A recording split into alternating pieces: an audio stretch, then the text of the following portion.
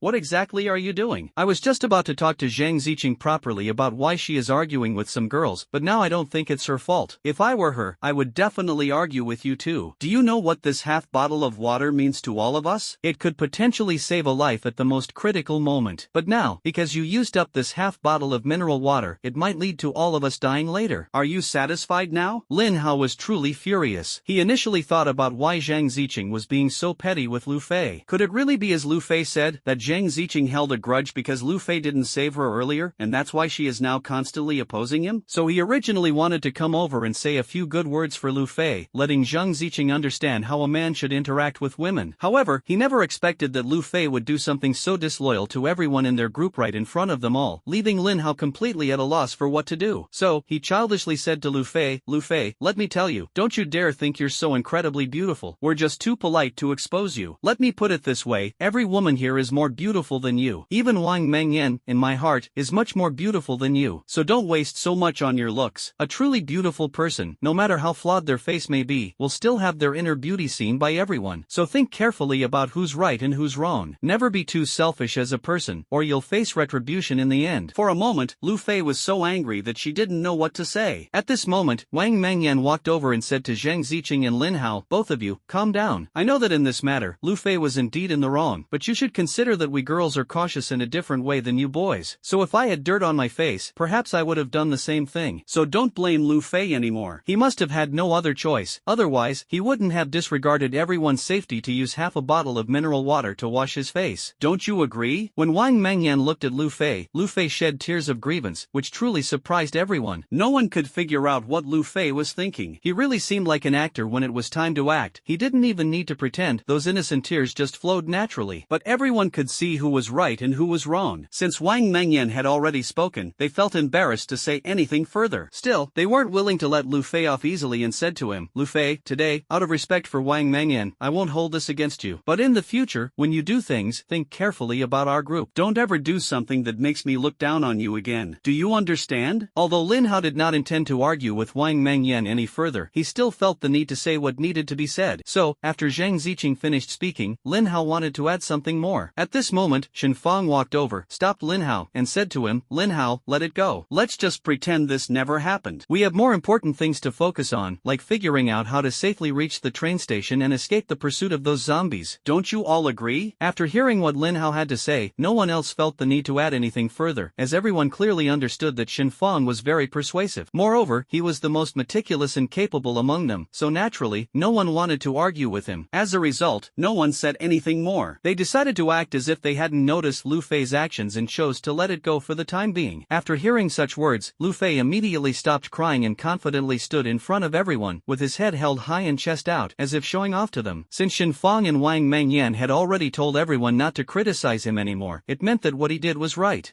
However, Wang Mengyan and Shen Fang were also very clear in their hearts that they just didn't want everyone to waste more time on this matter. But seeing Lu Fei like this, no one said anything further. Presumably, when they are together, everyone will surely understand who was right and who was wrong. Wang Mengyan was worried that Lu Fei might still feel upset later, which could affect the entire process of their operation. So she said to Lu Fei, please don't feel sad anymore. You need to understand that we are all part of a collective. So when faced with such issues, it's inevitable that they might get angry. However, there there are indeed some things you did wrong in this matter. Although we will soon arrive at the train station, just in case, that half bottle of mineral water must not be touched unless absolutely necessary. I won't let such a thing happen again in the future. Otherwise, we can say this to you today, but next time, we will just stand by and say nothing. Do you understand? Lu Fei nodded. In any case, he had already gained enough face in front of everyone today. Even Shin Fong spoke up for him. This made Lu Fei feel very happy inside. So he smiled and said to Wang Mengyan, "Don't worry, Sister Mengyan, I know what to do in a while. Also, I won't be so selfish anymore. Before doing anything, I will definitely consider everyone's feelings carefully." Seeing that this matter had been perfectly resolved, everyone felt a sense of relief in their hearts. It was believed that after Lu Fei had been criticized by everyone, she would likely make some corrections and would not let such a thing happen again. Thus, they did not say much more. At this moment, noticing that night had fallen, Shin Fong felt that they needed to move quickly to find a water source. Since there was still some distance to the train station, they had to hurry and find water to drink in order to ensure the safety of everyone's lives. Otherwise, in a while, if something unexpected happens, all of them will be trapped in the bus, and without a water source, they really wouldn't know what to do. Shin Fong smiled and said to them, "Look, it's already getting dark, and now is not the time for us to blame each other. Since this matter has been resolved, let's not say much more to Lu Fei. However, I think finding a water source now is actually a very important task. So why don't we quickly send out 2 people to look around and see if there's any drinkable water nearby? That way, we won't end up in another conflict over the water issue later. What do you think?" In fact, Shin Fong originally thought that everyone would surely agree to this, because since Lu Fei had already used up all their water, it would become especially difficult if someone had an emergency or wanted to drink water later. However, unexpectedly, after Shin Fong finished speaking, not a single person responded. This made Shin Fong feel extremely awkward, and for a moment, he didn't know how to introduce the topic. However, he was aware that finding a water source essential for their survival was indeed the most important thing for him at the moment. At this moment, Lin Hao stepped forward and said to Shin Fong, "Shin Fong, I know you must have thought this through very carefully, and I completely agree with your opinion because, as of now, this is indeed very important for us." As he said this, he gave Lu Fei a fierce glare. What he had done earlier truly made everyone look down on him, and Lu Fei lowered his head. Although he knew that what he had done was very wrong, he still believed that his beauty was the most important thing to him. Then Lin Hao continued, "But it's already getting dark, and we must find a car to continue traveling through the night. Look, this car is almost out of fuel, and I doubt it will last much longer. We need to find a bus that can accommodate all of us together. This bus seems unreliable for now. You'd better think it through carefully and decide whether it's more important for us to hurry on our way or to look for those useless water supplies." After Lin Hao finished speaking, everyone expressed strong agreement with his opinion. Since the bus was almost out of fuel, if the zombies caught up with them, none of them would have a chance to survive. So everyone turned to Lin Hao and said, "Lin Hao, it's true that getting on our way is the most important thing right now. Otherwise, if those zombies catch up, there will be no place for us to escape. As for the water supplies, they are only useful if we can continue to survive. But if we lose even the hope of survival, I think no amount of water supplies will be of any use to us." After listening to everyone's opinions, Shin Fong also felt that the most important thing at the moment was to first find another bus so that all of them could transfer, as this bus was really running out of fuel. So, Shin Fong said to them, "Alright, I agree with the opinions you all have given, because this is indeed the most important thing at the moment. However, I think finding a water source is something we can do along the way. In a while, you all need to find a vehicle and travel through the night, while I need one person to go with me to look for a water source. Let's split up and act separately. This way, we won't waste more time, and we can coordinate well to complete this task before the zombies arrive. What do you think?" Everyone immediately agreed, fully supporting Shin Fong's suggestion. But so far, another problem has arisen. Who will go with Shin Fong to search for a water source? It's important to know that no one is willing to undertake this task. Because they understand that this matter is actually more dangerous than finding a car, everyone chose to remain silent. At this moment, Wang Mengyan stepped forward and said to Shin Fong, "Brother Shin Fong, how about I go with you? I'm feeling a bit thirsty anyway." Wang Mengyan felt that at this point, he had to stand up and support Shin Fong, otherwise, no one would listen to him later. However, unexpectedly, Shin Fong refused outright without even thinking. He said to her, "Mengyan, I know you really want to help me, but this matter is a bit too dangerous for a girl, so I need a guy to handle it. Please don't get involved anymore. If it really doesn't work out, I'll go alone later. Anyway, just keep up with everyone else, and there won't be any mistakes when the time comes." After hearing this, Wang Mengyan still wanted to say more to Shin Fong, but she realized that at this moment, Zheng Ziqing stopped her, smiled, and then said to Shin Fong, "Shin Fong, why don't I go with you? Since they're all so timid, I have to show a bit more courage. Otherwise, we'll all end up dying here." After hearing this, Shin Fong was truly moved. He didn't know what to say, but he couldn't help feeling that his earlier decision to save Zheng Ziqing was absolutely the right one. At the very least, it was because he saved Zhang Zicheng that now, when no one else was listening to him, Zhang Zicheng could step forward to support him. Otherwise, he would definitely still be in a very awkward situation, and later, he would surely have to search for the water source alone without anyone's help. So both parties were very happy and said to Zhang Zicheng, Zicheng, I knew I wasn't wrong about you. Now that we've divided into teams, you all go find a suitable bus to see if it can fit the 6 of us, while the 2 of us will quickly search for a water source. Half an hour later, we'll meet back here. I don't think the zombies will move that fast. As soon as Shinfang left, Wang Mengyan glared at Lu Fei and said sourly, really, some people cause trouble themselves, and now Shinfang has to risk his life to find water. Lu Fei felt a bit unconvinced. Just as he was about to say something in his defense, he noticed that the others remained silent and didn't even glance at him. He didn't dare to speak further, lowering his head and clenching his fists. Although Wang Mengyan was full of resentment, seeing Lu Fei with his head down, looking as if he knew he was wrong, she decided not to say anything more, lest she appear petty. Zhang Zicheng exchanged a glance with Wu Qi, then looked at Lu Fei and said, Lu Fei, come with me to find a car. Wu Qi and the others can look for some gasoline and defensive items. Hearing this, Lu Fei swallowed nervously and patted his clothes awkwardly. After a long pause, he finally replied, can I go with them instead? There are more people. Can't you go with Wu Qi or Wang Mengyan instead? Let her accompany him to find a car? Isn't that a joke? If they suddenly run into something outside, Zhang Zicheng runs so fast, wouldn't he be left behind, unable to even save his own life? Seeing Lu Fei hesitating and making excuses like this, Wu Qi felt a bit embarrassed and his tone turned quite harsh. Oh, so your life is the only one that matters? Why don't you talk about Shinfang going alone to find water for us? Now you're making excuses when Zhang Zicheng is asked to accompany you to find a car. Wang Mengyan chimed in from the side. Enough, people like her aren't worth talking to. Let's go and leave her here by herself. As she spoke, she grabbed Wu Qi and Zhang Zicheng's clothes, ready to leave. Hey, what's this about? I didn't mean it like that. I'll go,